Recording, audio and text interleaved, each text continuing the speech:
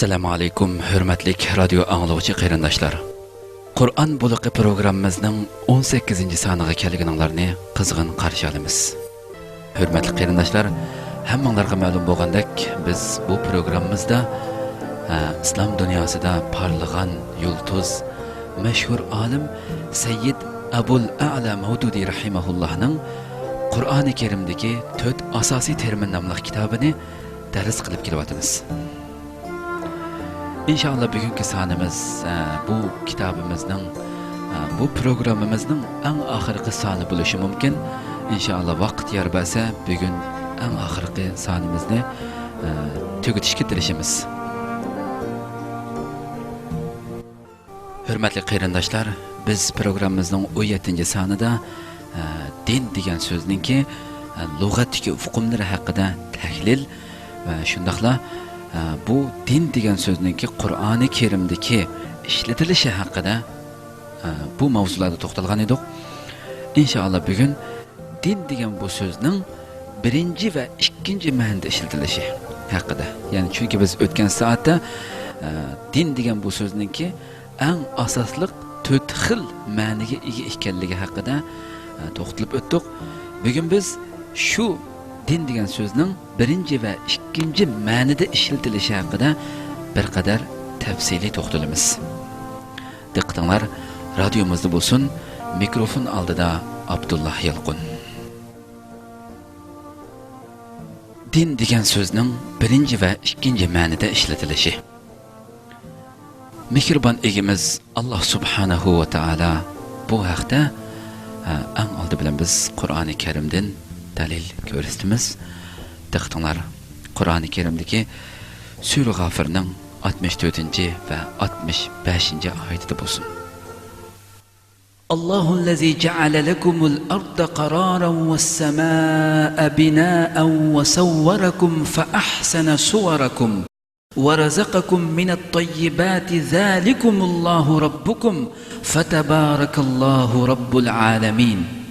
هو الحي لا إله إلا هو فادعوه مخلصين له الدين الحمد لله رب العالمين. أنا شو الله سلرك الزمن تورالغو أسمانني بنا قلدي سلرني سورتك كيرگوزگندمو نهايت يخشي سورتك كيرگوزدي سلرگه پاك نرسلرني رزق قلب berdi. Bu işlerini qilgan ana shu Allah sizlarning parvardigoringlardir. Hesapsız bereketlikdir ve kainatның Rabbidir. Ana şu Allah hayatdır, onundan başka hiç ilah yoktur.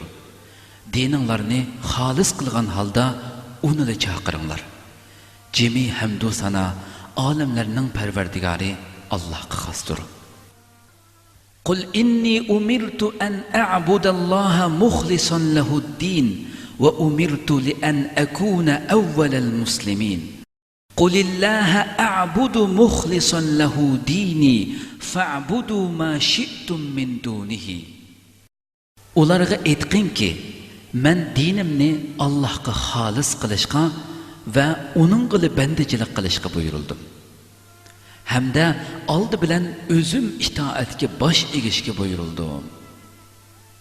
Aytqinki, men dinimni Allohga xolis qilgan holda uning qilib bandachilik qilaman. Sizlar Allohdan boshqa xoliqininglarga ibodat qilib yuraveringlar.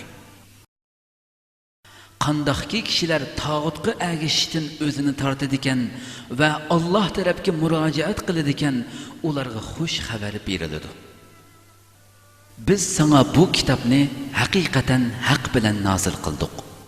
Shunglashqa sen diningni xolis qilgan holda Allohga bandachilik qilgin. Bilinglarki, din xolis Allohning haqqidir. Allah subhanahu va taolo yine Sura Nahlning 52-oyatida shunday deydi: "Va lahu ma fis samawati wal ardi va lahu ad-dinu wasiba afa g'ayrallohi tattaqun." Osmonlardagi va zamindagi hamma narsa Allohga taalluqdir. Din xolis Allohga xosdir. Shundaqdimi Allohdan bo'lak g'ayridan qo'rqamsizlar? ya'ni Allohdan boshqa sizlar hukmiga xiloflik qilishdan ansiraydigan, uni norozi qilishdan qo'rqadigan birarsi bormi dedi Alloh subhanahu va taolo. Yana sura Ali Imronning 82-oyatida afa g'ayra dinillahi yabghun wa lahu aslama man fis samawati wal ardi taw'an wa karha wa ilayhi yurja'un. Amdilikda bular Allohning dinidan boshqa dinni tilamdi.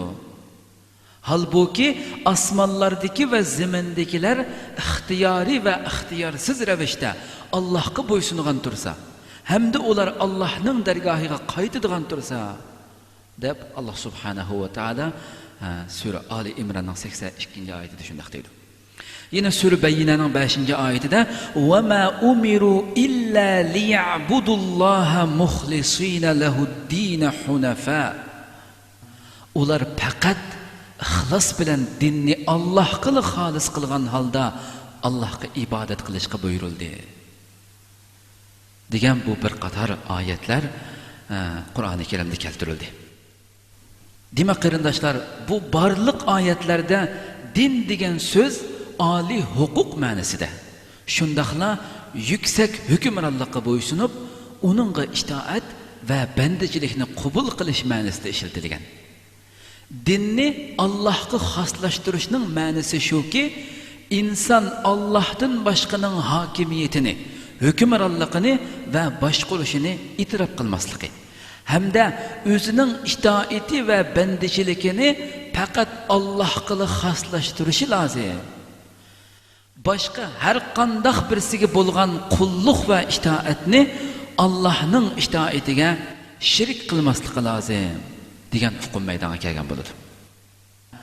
Ya'ni buni texmbek izohat berish to'g'ri kelsa, Allohdan boshqa har qanday birsiga itoat qilishga to'g'ri kelsa, uningga Allohning itoati ostida Alloh belgilab bergan chek-chegirlar doirasida itoat qilish lozim.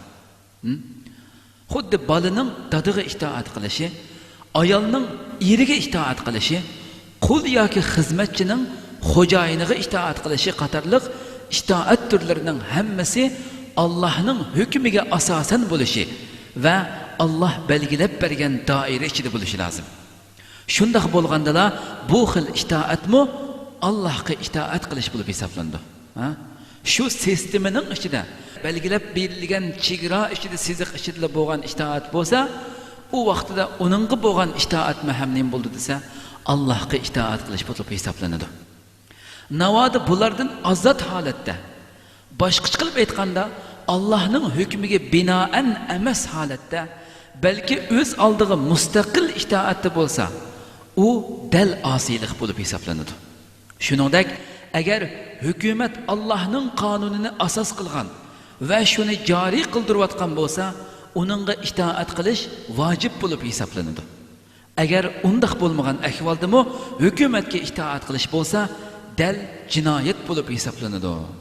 Qarindoshlar, bu eng intayin zil nihoyatda ro'shan oydin bo'lib ketishi muhim bo'lgan masalalarning biri. Endi diqqatingizga din degan so'zning 3-ma'noda ishlatilishi haqidagi bu mavzuimizni to'xtalamiz. Alloh subhanahu va taolo bu haqda sura Yunusning 104 va 105-oyatida shunday deydi. Qul ya ayyuhan nasu in kuntum fi shakkin min dini فلا أعبد الذين تعبدون من دون الله ولكن أعبد الله الذي يتوفاكم وأمرت أن أكون من المؤمنين وأن أقم وجهك للدين حنيفا ولا تكونن من المشركين. الله أكبر. اتقنك إي محمد صلى الله عليه وسلم إي إنسانlar, agar sizlar mening dinimdan gumonlanadigan bo'lsanglar, ya'ni mening dinimning nima ekanligini ochiq bilmagan bo'lsanglar, anglab qo'yinglarki, sizlarning Allohni qo'yib ibodat va qulluq qilayotgan ma'budlaringlarga men ibodat qilmayman. Balki men sizlarni qabzi ruh qiladigan, sizlarning jininglarni oladigan Allohga bandachilik qilaman. Men mu'minlardan bo'lishga buyurildim. Hamda menga butun ixlos bilan mushu dinda tik turg'in, mushriklardan bo'lmag'in deb yo'l yo'riq berildi deydi Allah subhanahu va taala Sura Yunusning 104 va 105 oyatida Muhammad alayhissalomga mushuni deyishni buyruq qilyapti. Yana Allah subhanahu va taala Sura Yusufning 40 oyatida inil hukmu illa lillah amara alla ta'budu illa iyyah zalika ad-dinul qayyim. Hükümranlık Allah'tan başka hiç kişiye mensup emas. O sizlarni faqat o'ziga ibodat qilishga buyuruydi. Mana bu tuz to'g'ri dindir, deydi Allah subhanahu va taala. Yana Allah subhanahu va taala Sura Rumning 26 va 28, 29, 30 oyatlarida shunday deydi. Wa lahu man fis samawati wal ardi kullun lahu qanitun. ضرب لكم مثلا من أنفسكم هل لكم مما ملكت أيمانكم من شركاء فيما رزقناكم فأنتم فيه سواء تخافونهم كخيفتكم أنفسكم بل اتبع الذين ظلموا أهواءهم بغير علم فأقم وجهك للدين حنيفا فطرة الله التي فطر الناس عليها لا تبديل لخلق الله ذلك الدين القيم ولكن أكثر الناس لا يعلمون. Meyli asmanlardaki, meyli zimindeki hemme nerse Allah'ın koludur. Hemmesi Allah'a boysunucudur. Allah sizlerge özünlerden bir misal keltirdi. Eytinglar ki, kullarınlardan birersi biz sizlerge rızık kılıp bergen. Eytinglar ki, kullarınlardan birer sizlerinin kulunlardan birersi biz sizlerge rızık kılıp bergen mal mülkü şirik bulsa, onu tasarruf kılış ve başkuruşta kullarınlarımı sizler bilen beraber bulsa, özlerinler bilen beraber azat kişilerden korkkandak, ulardan korkuşka razı mısılar? Deydi Allah subhanahu taala. Bununla razı bulmagan ikansizlar mahlukatning Allah'a şirik buluşuga qandoq razı buldinglar? Biroq haqiqat shuki, zolimlar ilimsiz holda o'zlarining asossiz qarashlariga ergashib ketib boradi. Shunga sen butun ixlos bilan bu dinning yo'lida o'zingni sabit qadam qilgin. Allah'ın yaratgan tabiatiga, yani diniga ergashgan ki Allah insanlarni şu tabiat, yani şu din bilan yaratgan. Allah'ın yaratganida o'zgarish bo'lmaydi. Mana bu to'g'ri dindir. Lekin insonlarning to'lisi bilmaydi. Allah subhanahu wa ta'ala Sura Nurning 2-oyatida shunday deydi. الزانية والزاني فاجلدوا كل واحد منهما 100 جلدة ولا تأخذكم بهما رأفة في دين الله. Zina qilguvchi ayol va zina qilguvchi erning har birini 100 darradan uringlar. Allohning dinining ishida ularga rahim qilmasliginglar kerak deydi Allah subhanahu wa ta'ala.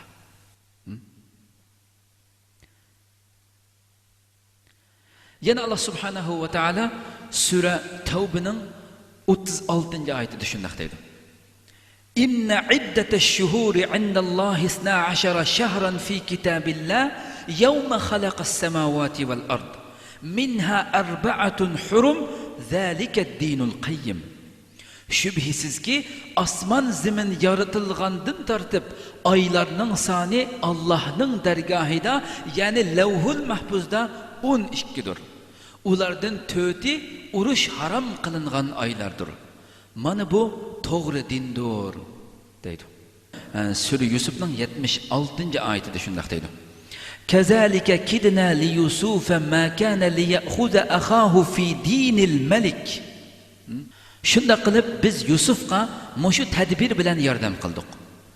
Uningga nisbatan podshohning qonuni bo'yicha ukisini tutib qilish joiz emas edi, deydi. Yana Allah subhanahu wa ta'ala Sura An'amning 137-oyatida وَكَذَلِكَ زَيَّنَ لِكَثِيرٍ مِنَ الْمُشْرِكِينَ قَتْلَ أَوْلَادِهِمْ شُرَكَاؤُهُمْ لِيُرْدُوهُمْ وَلِيَلْبِسُوا عَلَيْهِمْ دِينَهُمْ. Shuningdek, mushriklarning sherikleri ularning ko'pchiligiga o'z avlodlarini o'ldirishni chiroyli ko'rsatdi deydi. Bu orqali ularni halokatga mubtalo qilmoqchi va dinni shubhilik qilib qo'ymoqchi edi deydi.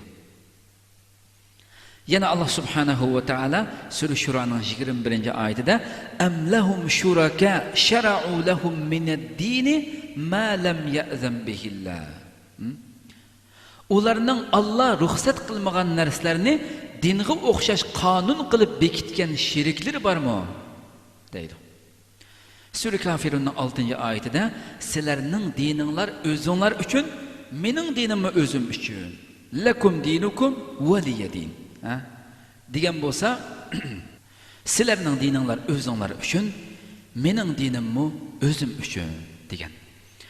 Demak, bu oyatlarning hammasida din degan so'z qonun, prinsip, shariat, yo'l ma'nosida ishlatilgan bo'lib, insonning hayot kechirishi uchun rioya qilishi muhim bo'lgan fikr, amal tuzilmasini bildiradi. Navoda qonun tuzumga rioya qilinishiga asos bo'lgan hokimiyatning hujjati, Allohning hokimiyatining hujjati bo'lgan bo'lsa, uningga rioya qilgan kishi Allohning dinida bo'lgan bo'ladi. Navoda biror podshoh hokimiyatining hujjati, navoda biror podshoh hokimiyatining hujjati bo'lgan bo'lsa, u narsa Allah subhanahu va taolaning, Allohning hokimiyatining hujjati bo'lmasdan biror podshoh hokimiyatining hujjati bo'lgan bo'lsa, podshohning dinida bo'lgan bo'ladi uning ergashganlar. Navoda hujjat elinayotgan hokimiyat rohib mashoyixlarning hukmronligi bo'lgan bo'lsa, uning rioya qilgan kishi dal ashu rohib mashoyixlarning dinida bo'lgan bo'ladi. Shuningdek, Navoda oila xonadonning yoki milliy jumhuriyatning hukmronligi bo'lgan bo'lsa, inson dal shularning dinida bo'lgan bo'ladi. Qisqasi, inson qandoqli bir hujjat yoki qandoqli bir qarorni oxirgi mutlaq qaror deb bilib, shuning ko'rsatgan yo'lida mangsa, dal shuning dinida mangan bo'ladi. Ya Rabbi, qarindoshlar o'ylab boqaylik, nima degan zil masalalar. Qarindoshlar, bu yerda yana bir askartishga tegishli bo'lgan masala, biz yuqorida Allah subhanahu va taolaning insonlarni, ya'ni Allah subhanahu va taolaning Allohning yaratgan tabiatiga, ya'ni diniga ergashganki, Allah insonlarni shu tabiat, ya'ni shu fitrat, shu din bilan yaratgan. Allohning yaratganda o'zgarish bo'lmaydi. Mana bu to'g'ri dindir deb biz Sura Rumning 26-oyatidan 30-oyatgacha o'qib o'tdik. Endi bu yerda izohat berish kerak bo'lgan narsa, ya'ni bu shu mana bu to'g'ri dindir dedik. Ya'ni insonlar shundoq tabiatda yaratilganki, insonning yaratilishida, uning rizq bilan ta'min etilishida, shundoqla insonlarga parvardigorlik qilishda Allohdan boshqa ikkinchi bir sherik yo'q. Ikkinchi bir sherik yo'q. Mayli insonning yaratilishida bo'lsin, uningga rizq berilishida bo'lsin, insonlarga parvardigorlik qilishda Allohdan boshqa ikkinchi bir sherik yo'q hamda. Allohdan boshqa ikkinchi birisi uning xudosimi emas, igisimi emas, haqiqiy itoat qiling'uvchisimi emas. Demak, xolis tabiiy yo'l shuki, inson faqatla Allohning bandasi bo'lishi lozim. Allohdan boshqa ikkinchi birisiga banda bo'lmasligi lozim degan izohatni berish kerak bu yerda. Janobi Allah subhanahu va taoladan yuqorqi anglaganlarimizga amal qilishga turtki bo'ladigan bir kuchlik bir iymonni ato qilishini Allah subhanahu va taoladan tilaymiz. Hurmatli qarindoshlar, bugungi Qur'on bo'liqi programmamizning 18-soni mush yerda oxirlashdi. Ko'ngil qo'yib anglaganinglar uchun chin qalbimdan rahmat aytaman. Qadrli qarindoshlar, butun dunyodagi barliq qarindoshlaringlar uchun mushu muborak oylarda, mushu duo ijobat bo'ladigan barakatli go'zal oylarda chin qalbinglardan duo qilishinglarni, shundaqla kamina qarindoshinglar uchun ham ijobatli duolaringlarda duo qilib qo'yishinglarni chin qalbimdan umid qilaman. Kelar qitim ko'rishguncha sizlarni ana shu mehribon egamiz Janobi Allah subhanahu va taolaga topshiraman. Wa akhiru da'wana anil hamdulillahi robbil alamin. Wassalamu alaykum va rahmatullohi taala va barakatuh.